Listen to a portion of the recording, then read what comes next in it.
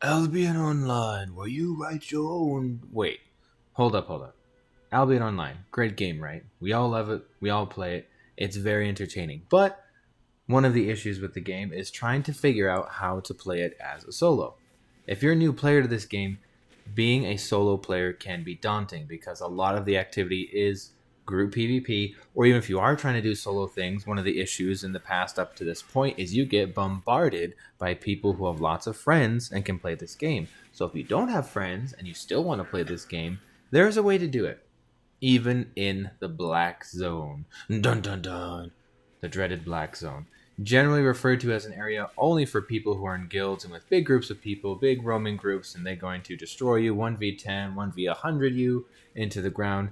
Yes, that can happen, but you can successfully solo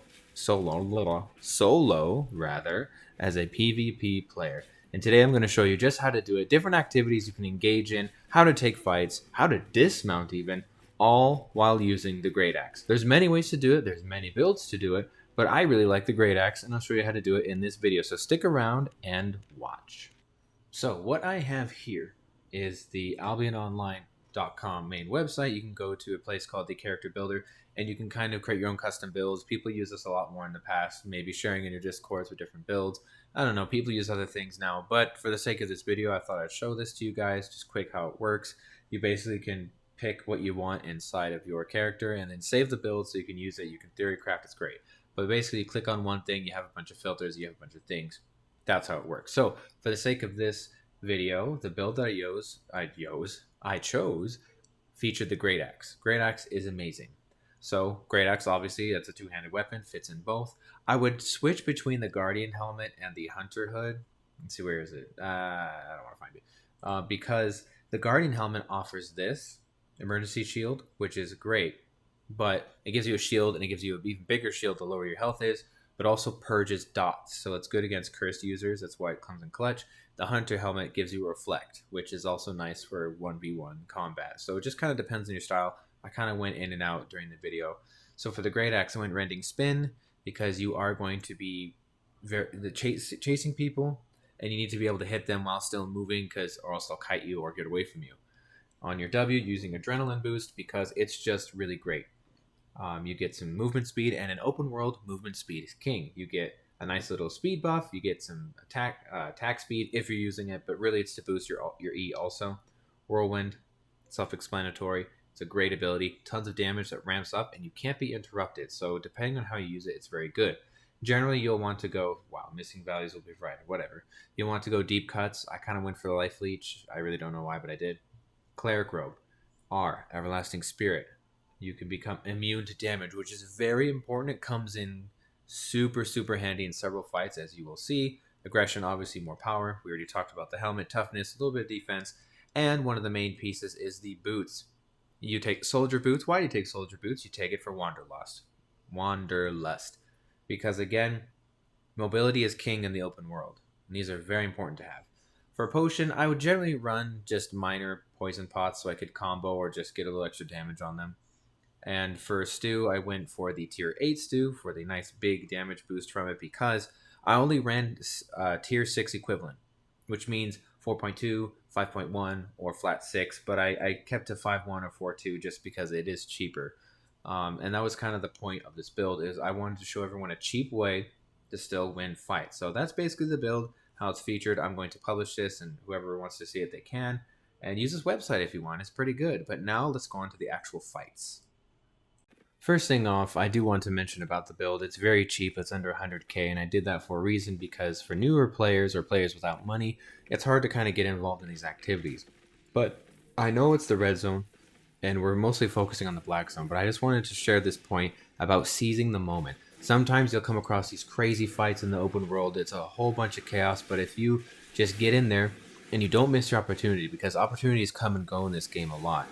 You find someone like I'm doing right here, pick a target and just go for them using Wanderlust because it's awesome, and you just get yourself a free kill. This can happen in the red zone or the black zone. It happens quite frankly all the time. And look at all that loot, how much silver I made just because I happened to be roaming, look at the right place at the right time.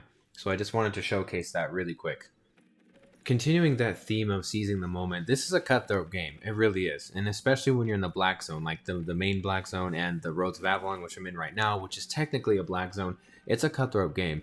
So when you're out there and you're fighting people, if they see you fighting someone else, they will dismount and try and take you out. So in turn, you can also seize the moment and just wait, because sometimes people are fighting and you can just get in there and get yourself a couple free kills if you want and get some loot as well, like I do in this video here. So I take my time, I just wait and see what they're going to do, because sometimes they're baits, so you do have to watch for that. But I see that they're just kind of just scrapping, going at it, so I just decide to run in there with Wanderlust, and I start taking them off my Greataxe. I happen to kill one of them, and I almost get this other guy. Sadly, he had too many heroic charges, which when you use swords, it does give you movement speed, and I just couldn't catch up to him to finish the deal, which kind of a bummer, but at the same time, you know, it is what it is. I was able to snap one kill for relatively low effort, and then I got out of there. One of the best ways to get out there and do some solo content is to fight for the chest, because it attracts a lot of people. You get some pretty crazy free-for-alls sometimes, so it can be very fun.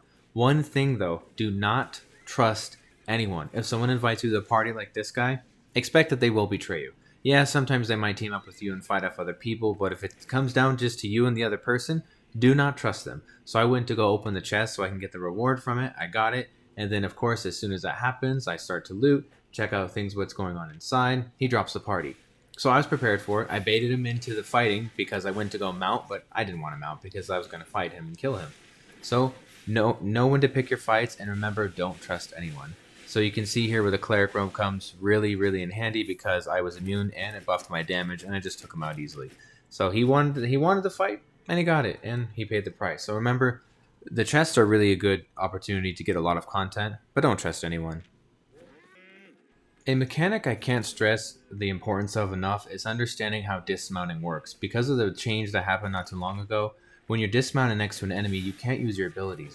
So if you dismount first, it gives you a huge advantage. I was able to chunk this guy to about half health, or a little more than half health, because he just happened to dismount after I was almost ready on the cooldown of my abilities. Sadly, there was some lag going on, so he was just warping across the map, or else I would have caught him.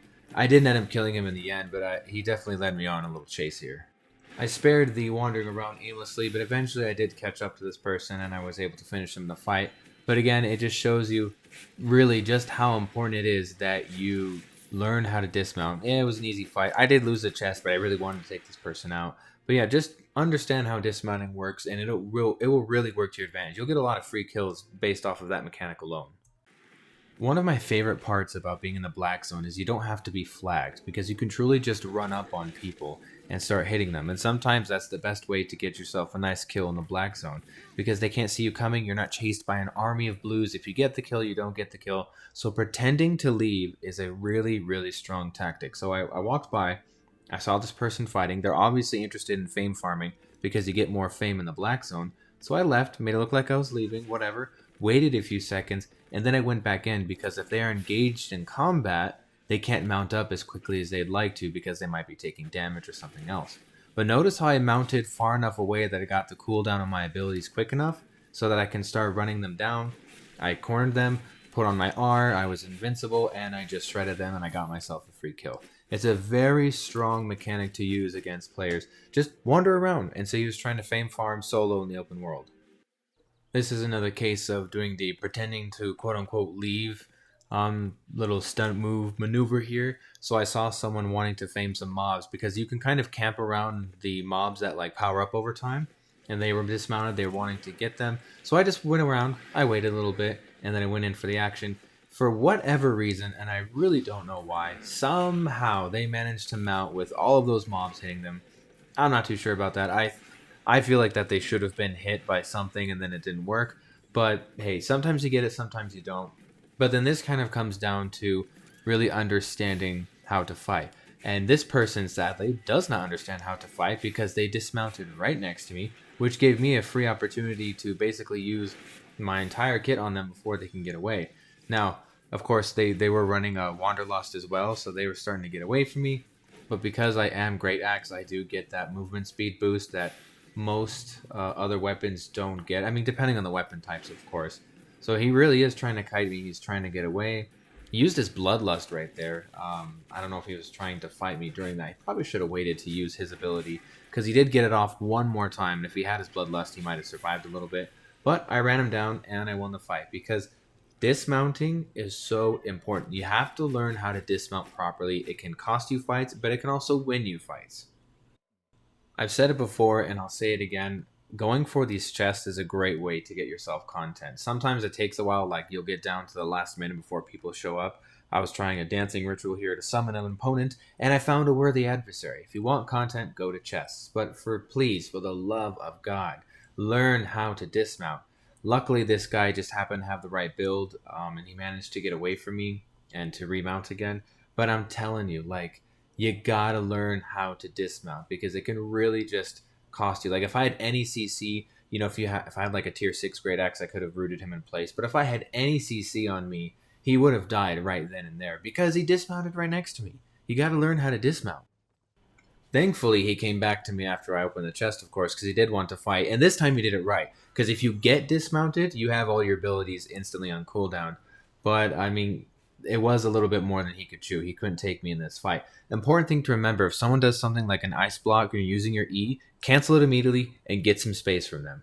Because he still had his abilities on cooldown. My main source of damage, what I wasn't able to do. So I kited away just a little bit. I closed some distance because he was going for the ranged auto attack on his spears. I could see that. So he could do some damage to me while he's trying to kite me. So I just closed some distance away so that I could get a reset on my cooldowns. Went back in for the fight. And he just got a little too close to me. And basically I was able to run him down. Yeah, he had his invis, but I got some damage off on that E. And it was enough. It was enough for me to be able to finish the fight. He used his E probably a little prematurely because he lost all of his stacks with that, and I still had my R. So basically, the fight was over. He was much stronger than me. Like his gear score was a lot higher. He even had a Thetford cape, which does give you a big boost in damage. But you see how easy it can be to win fights, even if you're under geared. You just have to know how to play them out. Play them out systematically. Think about it. Don't just blow all your cooldowns immediately. Know when to kite, know when to run, and know when to go back in. So I just have one more tip here when it comes to dismounting. Sometimes you might go in a merry-go-round, none of you wants to dismount, but be the first.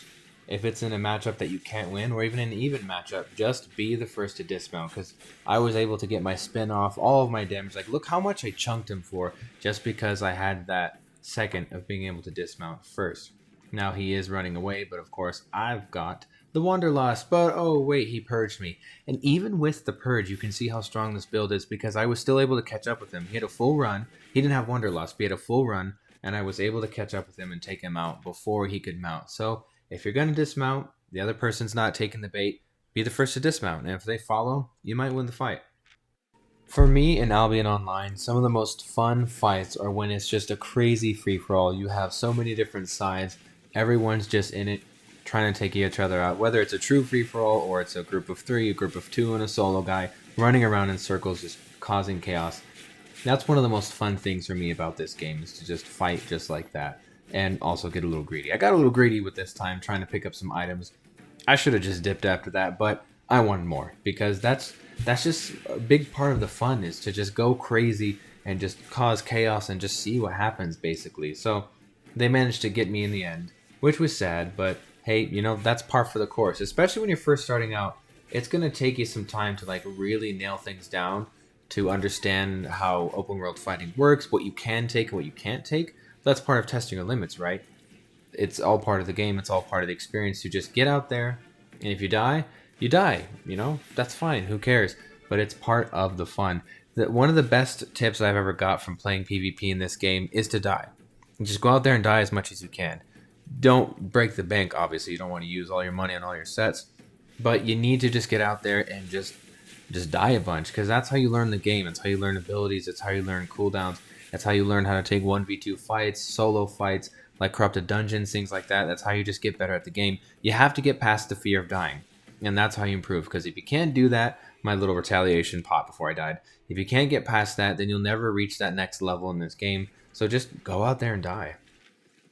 So here's my last clip for you. We ended up killing each other, but I wanted to thank you for watching the video. I'm starting to get back into creating more videos. I was off for a couple weeks, but I'm trying to get some different content out there. and trying to just get some new ideas. So if you have anything for me in the comments, let me know. Don't forget to like and subscribe if you like seeing it, and I'd love to hear from you guys, your opinions, what you think, different builds, different things I can try and test out. I'm still going to do some more Guild Wars 2 content as well, but because the expansion just dropped, I want to get some more things in place, find some more things to do, and pop goes the weasel. There you go. So someone got lucky. Look at that guy. He just showed up and he's getting free loot. Two people just killed each other. That happens a lot. But thanks again for watching, and I'll see you guys in the next one. Bye-bye.